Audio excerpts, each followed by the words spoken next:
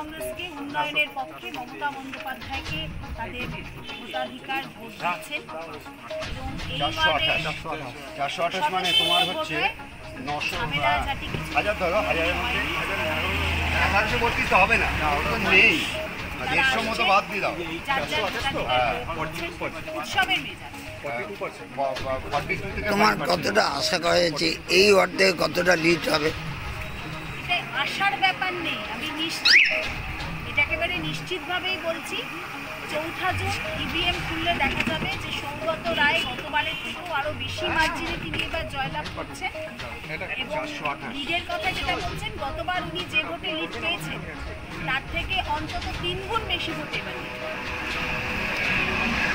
তাহলে আমি আশা করি কি নিশ্চিত আমরা তাহলে এখানে সবুজ আবির খেলব।